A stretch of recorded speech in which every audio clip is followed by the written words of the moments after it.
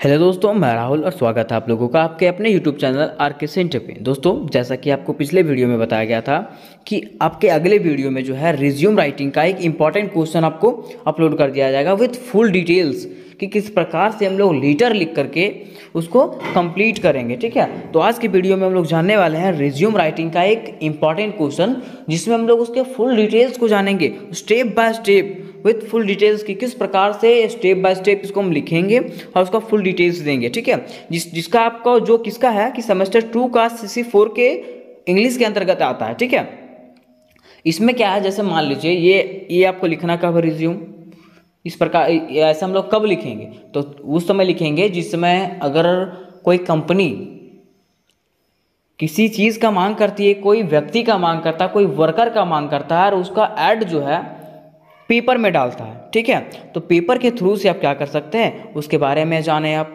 तो पेपर के थ्रू से आप उसका इंफॉर्मेशन ले लीजिए।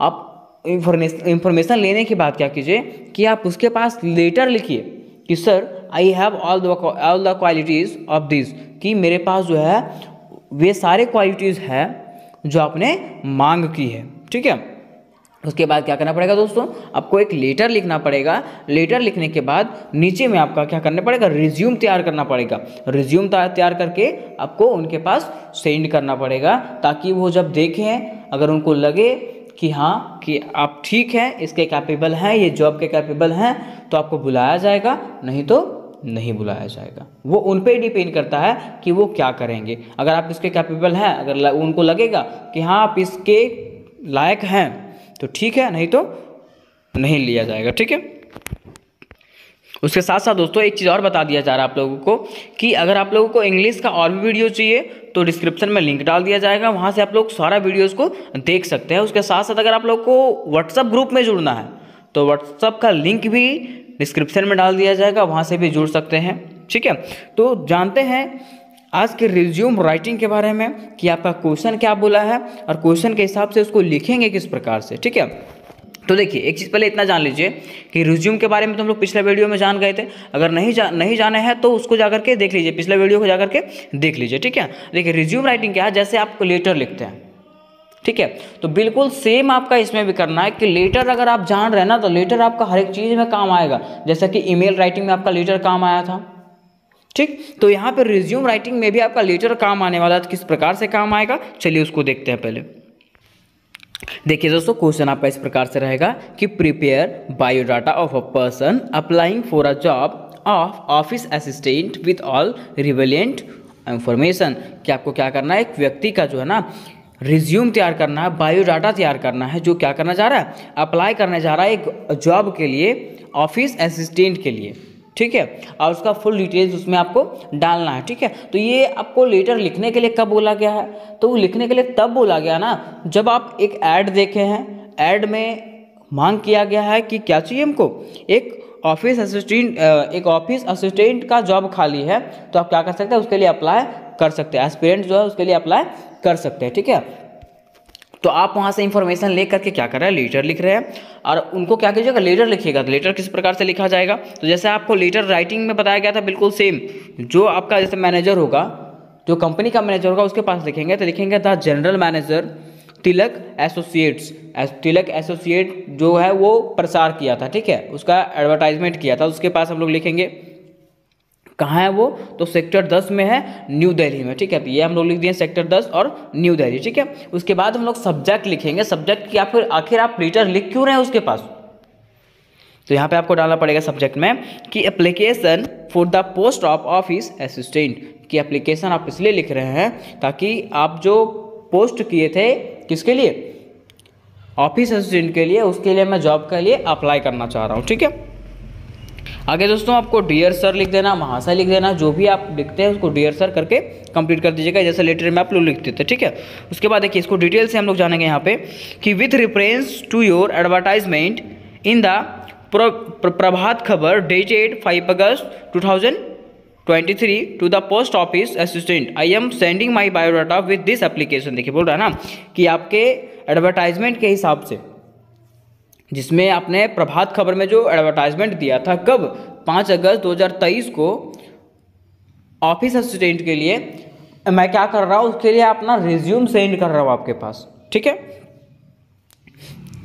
माई biodata constant all that details regarding my qualification and experience. देखिए बोला जा रहा है कि मेरा जो बायोडाटा है उसमें हर एक चीज़ के डिटेल्स बताया गया है रिगार्डिंग माई क्वालिफिकेशन, मेरे क्वालिफिकेशन के बारे में, उसके साथ साथ मेरे एक्सपीरियंस के बारे में बताया गया है कि मेरा क्या एक्सपीरियंस है और क्या क्या क्वालिफिकेशन है, उसके साथ साथ क्या मेरा हॉबी है और क्या मेरा स्किल्स है कि एज अ फ्रेशर है कि क्या है, उसके बारे में फुल डिटेल्स आपको बताया जाएगा।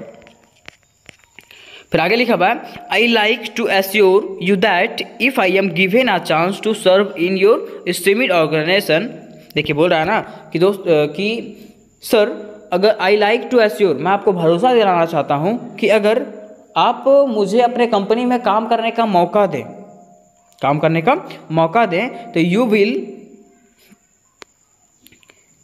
You will positively feel satisfied with my attitude and working. तो बोल जा रहा है कि अगर आप अपने कंपनी में मुझे काम करने का मौका दें तो आप क्या कर सकते हैं, इससे संतुष्ट महसूस कर सकते हैं, ठीक है। आप सेटिस्फाइड हो सकते हैं मेरे काम करने का तरीका से, ठीक है। आप क्या हो सकते हैं, संतुष्ट हो सकते हैं, सेटिस्फाइड हो सकते हैं। उसके बाद क्या करना है आपको, योर फैथफुली लिख करके और अपना नाम वहाँ पे डाल देना, ठीक है। जैसा कि आप लेटर लिखते थे, लेटर आपका यहाँ पे खत्म हो गया, ठीक है। इस प्रकार से आपका लेटर हो गया यहाँ पे।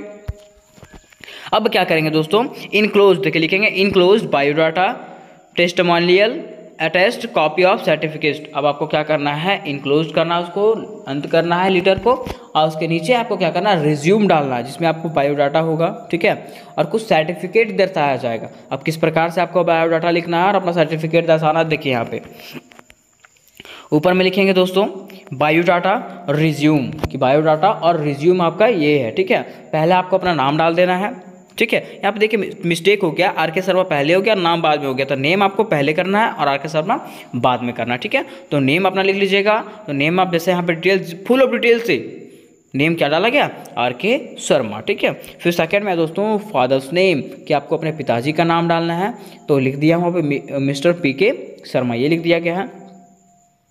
एड्रेस बताना है दोस्तों, तो एड्रेस भी यहाँ पे बताया गया है शाहनगर नियर रेड फोर्ट, ये आपको बता दिया गया है यहाँ पे एड्रेस। अब अगर आप चाहते हैं कि अपना पूरा फुल डिटेल्स वहाँ पे डालें तो फुल डिटेल्स भी आप लोग डाल सकते हैं। उसके बाद टेलीफोन नंबर मीन्स कॉल करने का तरीका, जो कॉल करने का नंबर होगा उस आप नंबर वहाँ पे डाल दीजिएगा। उसके बाद ईमेल, अपना ईमेल डालना है आपको, जो भी आपका ईमेल होगा, जैसे यहाँ पे लिखा हुआ RK Sharma_147@gmail.com, तो ये आपको वहाँ पे डाल देना है उस प्रकार से।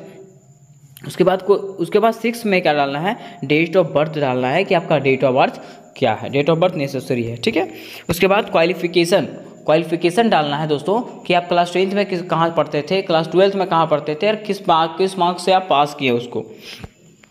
तो देखिए यहाँ पे आपका ये दिया हुआ क्वालिफिकेशन, देखिए एक तरफ लिखना है आपको डिग्री ऑफ पासिंग, ये आप अपने कंप्यूटर पर बना सकते हैं, लैपटॉप में बना सकते हैं इसको, ठीक है। ये बेस्ट रहेगा लैपटॉप में बनाया हुआ।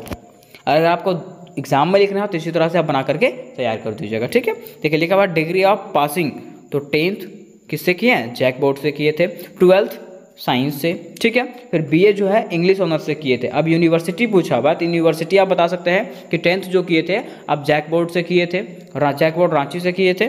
फिर आप 12th जो किए थे साइंस, वो कहाँ से किए थे, विनोबा भावे यूनिवर्सिटी से किए थे, ठीक है। इसके बाद है दोस्तों कि बीए आप कंप्लीट किए जो इंग्लिश ऑनर्स से, वो किस में किए थे, वो भी आपका किससे किए, कौन सा यूनिवर्सिटी किए थे, विनोबा भावे यूनिवर्सिटी से किए थे। अब बात आता है कि 10th आप क्रॉस किए तो कितना मार्क्स से पास किए थे, तो 78% मार्क्स से आप पास किए थे। और कब पास किए थे, तो 2010 में पास किए थे, ठीक है। अब इसी तरह आपका साइंस में पूछा जाएगा, साइंस में भी आपका 75 मार्क्स आया था 2014 में, ठीक है। फिर आपका बीए वाला जो आता है इंग्लिश ऑनर्स का, वो आपका पास किए थे 2020 में पास किए थे और 70% मार्क के साथ पास किए थे। तो ये आपका फुल डिटेल्स के साथ यहाँ पे हो गया कि क्वालिफिकेशन आपका क्या है। अब क्वालिफिकेशन के बाद जो है ना, क्वालिफिकेशन के बाद अपने हॉबी के बारे में बताएंगे, अपने एक्सपीरियंस के बारे में बताएंगे, ठीक है। तो चलिए बात करते हैं अपने एक्सपीरियंस के बारे में, हॉबी के बारे में आपको बताना किस प्रकार से। तो देखिए अपने एक्सपीरियंस के बारे में बताना है कि आप पहले कहीं काम किए हैं कि एज अ फ्रेशर ज्वाइन कर रहे थे। अगर आप फ्रेशर हैं तो वहाँ पे फ्रेशर लिख दीजिएगा, अगर आपको किसी चीज़ का एक्सपीरियंस है तो वहाँ पे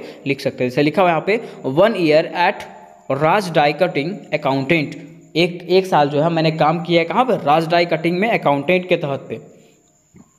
ठीक है, अब यहाँ पे लिखा हुआ एक्सपीरियंस सर्टिफिकेट इनक्लोज्ड,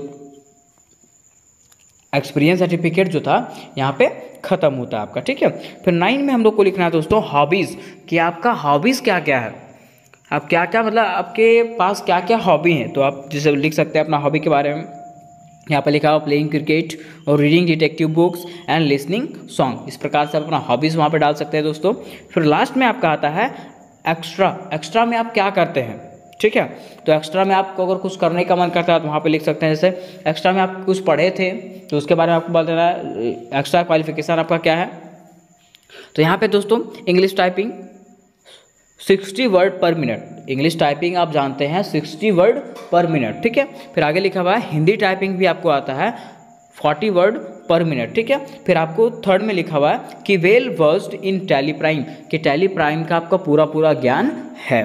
उसके बाद है दोस्तों good knowledge of MS Word and MS Excel, कि आपको जो है MS वर्ड का भी और MS एक्सेल का भी अच्छा खासा नॉलेज है। ठीक है, तो यहाँ पे हम लोग जान गए दोस्तों कि अगर कोई कंपनी अपने क्या बोलते हैं अपने समाचार पत्र के माध्यम से कोई ऐड डालता है अपने कंपनी के लिए, तो आपको वहाँ से इंफॉर्मेशन लेकर के किस प्रकार से रिज्यूम लिखना है। ठीक है, तो इसी प्रकार से अगर आपका एग्जाम में भी क्वेश्चन आएगा, किसी प्रकार से भी क्वेश्चन आएगा, अगर सिर्फ रिज्यूम लिखने बोलेगा तो इसके पिछले वाला वीडियो में जिस प्रकार से बताया था उस प्रकार से लिख दीजिएगा। ठीक है, और अगर पूरा डिटेल्स के साथ पूछेगा, कंपनी आपको अगर हायर करना चाहती है तो इस प्रकार से आप लिख सकते हैं। ठीक है, तो उम्मीद करते हैं दोस्तों ये आप लोग को डिटेल से समझ में आया होगा। तो मिलता है नेक्स्ट वीडियो में, तब तक के लिए जय हिंद जय भारत।